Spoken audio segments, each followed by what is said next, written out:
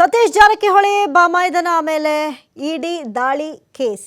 Y Manjunath ಮನೆ ಸೇರಿದಂತೆ 10ಕ್ಕೂ ಅಧಿಕ ಕಡೆ ದಾಳಿ ನಡೆದಿತ್ತು. ಬೆಳಗಾವಿಯ ಟಿವಿ ಸೆಂಟರ್ ಮನೆಯಲ್ಲಿ ಶೋಧ ಕಾರ್ಯ ಮುಕ್ತಾಯ ಆಗಿದೆ.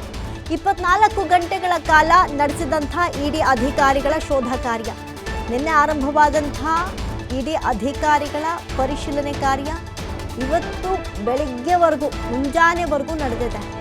ಮಂಜುನಾಥ್ ಆಪ್ತರಾದಂಥ ಗೋವಾ ಮೂಲದ ಲೋಬೋ ಹುಡುಕಾಟ.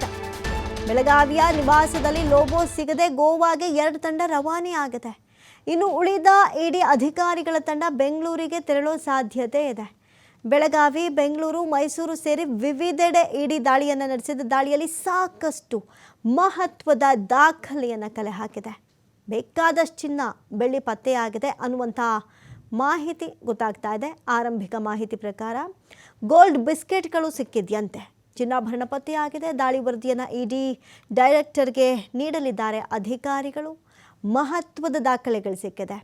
ಅದರಲ್ಲೂ ಕೂಡ ಬಾರ್ ಪತ್ರಗಳು, ಅಬಕಾರಿ ಆಗಿದ್ರಲ್ವ, ಹಾಗಾಗಿ ಬಾರ್ ಪತ್ರಗಳು, ಬೇಕಾದಷ್ಟು ಆಸ್ತಿ ಲೆಕ್ಕಪತ್ರಗಳು ಇವೆಲ್ಲವೂ ಕೂಡ ಪತ್ತೆಯಾಗಿದೆ. ಜೊತೆಗೆ ಗೋಲ್ಡ್ ಬಿಸ್ಕೆಟ್ಗಳು, ಚಿನ್ನದ ಬಿಸ್ಕೆಟ್ಗಳು ಪತ್ತೆಯಾಗಿದೆ. ಬೆಳ್ಳಿ ಅಂತೂ ಲೆಕ್ಕವೇ ಇಲ್ಲ. ಕಳೆದ 24 ಗಂಟೆಗಳ ಕಾಲ ಬಹಳಷ್ಟು ಶೋಧ ಕಾರ್ಯವನ್ನು ಇಡೀ ಅಧಿಕಾರಿಗಳು ನಡೆಸಿದ್ರು. ಇನ್ನು ಮಂಜುನಾಥ್ ಅವರ ಆಪ್ತ ವಲಯದಲ್ಲಿ ಗುರುತಿಸಿಕೊಂಡವರ ಮನೆ ಮೇಲೂ ಕೂಡ ದಾಳಿಯನ್ನು ನಡೆಸಿದ್ರು. ಆ ದಾಳಿಯ ಸಂದರ್ಭದಲ್ಲಿ ಮಹತ್ವದ ಮಾಹಿತಿಗಳನ್ನು ಕಲೆ ಹಾಕಿದ್ದಾರೆ ಇಡಿ ಅಧಿಕಾರಿಗಳು ಅನ್ನುವಂಥ ಡೀಟೇಲ್ಸ್ ಲಭ್ಯವಾಗಿದೆ.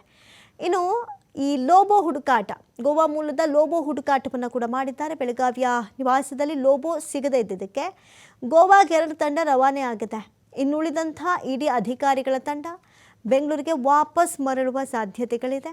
ಬೆಳಗಾವಿ, ಬೆಂಗಳೂರು, ಮೈಸೂರು ಸೇರಿ ವಿವಿಧೆಡೆ ಇಡಿ ದಾಳಿಯನ್ನು ನಡೆಸಿದೆ. ಏಕಕಾಲದಲ್ಲಿ ದಾಳಿಯಲ್ಲಿ ಸಾಕಷ್ಟು ಮಹತ್ವದ ದಾಖಲೆಗಳು ಪತ್ತೆಯಾಗಿದೆ. ಆಸ್ತಿ ಲೆಕ್ಕಪತ್ರಗಳು ಕೂಡ ಪತ್ತೆಯಾಗಿದೆ. ಎಲ್ಲದಕ್ಕಿಂತ ಹೆಚ್ಚಾಗಿ ಚಿನ್ನಾಭರಣ ಪತ್ತೆಯಾಗಿದೆ.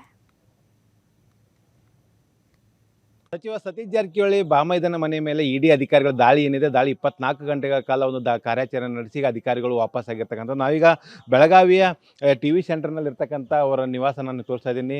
ಏನು ಅಬಕಾರಿ ಇಲಾಖೆ ಹೆಚ್ಚುವರಿ ಆಗಿರ್ತಕ್ಕಂಥ ಮಂಜುನಾಥ್ ಮನೆ ಮೇಲೆ ನಿನ್ನೆ ಬೆಳಗ್ಗೆ 5:30ಕ್ಕೆ ಒಂದು ಇಡಿ ಅಧಿಕಾರಿಗಳು ತಂಡ ದಾಳಿ ನಡೆಸಿತ್ತು. ಬೆಳಗಾವಿ ಮನೆ ಸೇರಿದಂತೆ ರಾಜ್ಯಾದ್ಯಂತ 10ಕ್ಕೂ ಅಧಿಕ ಕಡೆ ಒಂದು ದಾಳಿಯನ್ನು ನಡೆಸಲಾಗಿತ್ತು. ಅದರಲ್ಲೂ ಕೂಡ ಬೆಳಗಾವಿಯಲ್ಲಿ 10 ಕಡೆ ದಾಳಿ ಮಾಡಲಾಗಿತ್ತು. ಈಗ ಇಡಿ ಅಧಿಕಾರಿಗಳು ನಿನ್ನೆ ಬೆಳಗ್ಗೆ 5:30ಕ್ಕೆ ಬಂದಂಥ ಇಡಿ ಅಧಿಕಾರಿಗಳು ಇವತ್ತು 6 ಗಂಟೆಗೆ ವಾಪಸ್ ಆಗಿರ್ತಕ್ಕಂಥದ್ದು. ಬೆಳಗಾವಿಯಲ್ಲಿ ತಮ್ಮ ಶೋಧ ಕಾರ್ಯವನ್ನು ಪೂರ್ಣಗೊಳಿಸಿ ಈಗ ವಾಪಸ್ ತೆರಳಿದ್ದಾರೆ ಅನ್ನುವಂಥ ಮಾಹಿತಿ ಲಭ್ಯವಾಗಿದೆ. ಸದ್ಯ ಏನಂದರೆ ಈಗ ಇಡಿ ಅಧಿಕಾರಿಗಳು ಅಬಕಾರಿ ಹೆಚ್ಚುವರಿ ಆಯುಕ್ತ ಆಗಿರ್ತಕ್ಕಂಥ ಮಂಜುನಾಥ್ ಅವ್ರ ಜೊತೆ ನಂಟು ಹೊಂದಿದಂಥ ಗೋವಾ ಮೂಲದ ಲೋಬೋ ಅನ್ನುವಂಥ ಒಬ್ಬ ವ್ಯಕ್ತಿಯ ಬೆನ್ನು ಬಿದ್ದಿದ್ದಾರೆ. ಆತನ ಬೆಳಗಾವಿಲಿದ್ದಂಥ ಅಪಾರ್ಟ್ಮೆಂಟ್ನಲ್ಲಿ ಸರ್ಚ್ ಮಾಡೋಕೆ ಮುಂದಾದರೆ ಯಾವುದೇ ರೀತಿ ಆತನಿಂದ ಏನು ಸ್ಪಂದನೆ ಸಿಕ್ಕಿಲ್ಲ. ಆತ ಇಲ್ಲಿಂದ ಅಪ್ಸ್ಕೊಂಡಾಗಿರ್ತಕ್ಕಂಥ ಮಾಹಿತಿ ಕೂಡ ಲಭ್ಯ ಆಗಿರ್ತಕ್ಕಂಥದ್ದು.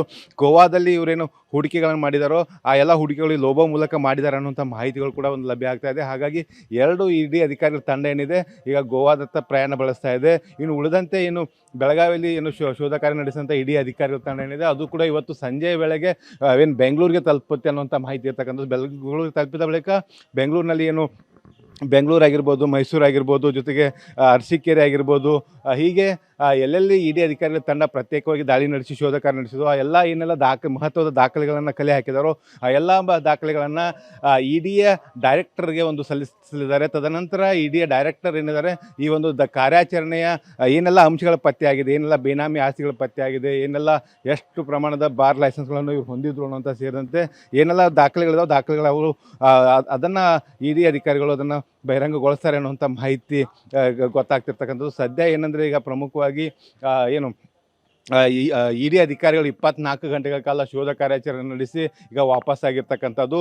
ಈಗ ಮಂಜುನಾಥ್ ಅವ್ರ ಜೊತೆ ಅವ್ರ ಜೊತೆ ಆಪ್ತರಾಗಿರ್ತಕ್ಕಂಥ ಪ್ರಮುಖವಾಗಿ ಲೋಬೋ ಅನ್ನೋಂಥ ವ್ಯಕ್ತಿ ಏನಿದ್ದಾನೆ ಆತನ ಒಂದು ಬೆನ್ನು ಬಿದ್ದಿರ್ತಕ್ಕಂಥದ್ದು. ಆತನ ಒಂದು ಏನಂದರೆ ಆತ ಬೆಳಗಾವಿಯ ಒಂದು ಶಿವಬಸವನಗರಲ್ಲಿ ಒಂದು ಅಪಾರ್ಟ್ಮೆಂಟ್ ಇತ್ತು. ಅಪಾರ್ಟ್ಮೆಂಟಲ್ಲಿ ಶೋಧ ಕಾರ್ಯ ಮಾಡಬೇಕಂದ್ರೆ ಆತ ಇಲ್ಲಿ ಪತ್ತೆ ಆಗಿಲ್ಲ. ಹಾಗಾಗಿ ಗೋವಾದಲ್ಲಿ ಆತನ ಮನೆ ಇರ್ತಕ್ಕಂಥದ್ದು. ಹಾಗಾಗಿ ಗೋವಾದಲ್ಲಿ ಹೋಗಿ ಆತನ ಮನೆ ಶೋಧ ಕಾರ್ಯ ಮಾಡೋದಕ್ಕೆ ಈಗ ಅಧಿಕಾರಿಗಳು ಮುಂದಾಗಿರ್ತಕ್ಕಂಥದ್ದು. ಒಟ್ಟಿನಲ್ಲಿ ಏನು ಇಡಿ ಅಧಿಕಾರಿ ಶಾಕ್ ಏನು ಕೊಟ್ಟಿದ್ರು, ಶಾಕ್ ಕೊಟ್ಟ ಬೆನ್ನಲ್ಲೇ ಈಗ ಏನಂದರೆ ಮಂಜುನಾಥ್ ಅವರು ಸೇರಿದಂತೆ ಏನೆಲ್ಲ ಬಿನಾಮಿ ಆಸ್ತಿಗಳನ್ನು ಹೊಂದಿದ್ದಾರೆ ಅನ್ನೋಂಥ ವಿಚಾರ ಇಡಿ ಅಧಿಕಾರಿಗಳು ಬಹಿರಂಗಪಡಿಸಿದ ಬಳಿಕವೇ ಒಂದು ಸ್ಪಷ್ಟವಾದ ಚಿತ್ರಣ ಗೊತ್ತಾಗುತ್ತೆ ಅಂತ ಹೇಳ್ಬೋದು. ಸದ್ಯಕ್ಕೆ ಇಡಿ ಅಧಿಕಾರಿಗಳು ಮೈಸೂರು, ಬೆಂಗಳೂರು, ಬೆಳಗಾವಿ, ಅರಸೀಕೆರೆ ಸೇರಿದಂತೆ ಅನೇಕ ಕಡೆ ಕಾರ್ಯಾಚರಣೆ ನಡೆಸಿ ಅವರ ಆಪ್ತರ ಮನೆಯಲ್ಲಿ ಏನೆಲ್ಲ ಒಂದು ದಾಖಲೆಗಳು, ಚಿನ್ನಾಭರಣ ಸೇರಿದಂತೆ ಏನೆಲ್ಲ ವಶಕ್ಕೆ ಪಡೆದುಕೊಂಡಿದ್ದಾರೋ ಅವೆಲ್ಲವನ್ನು ಕೂಡ ಇಡಿ ಡೈರೆಕ್ಟರ್ಗೆ ಒಂದು ಮಾಹಿತಿಯನ್ನು ಕೊಡೋದಕ್ಕೆ ಎಲ್ಲ ರೀತಿಯ ವರದಿಯನ್ನು ಸಿದ್ಧತೆ ಮಾಡ್ಕೊಳ್ತಾ ಇದ್ದಾರೆ. ಕ್ಯಾಮ್ರಾಮನ್ ರವಿ ಜೊತೆ ಶ್ರೀಧರ್ ಕೊಟ್ಟಾರ್ಗಸ್ತಿ, TV5 ಬೆಳಗಾವಿ.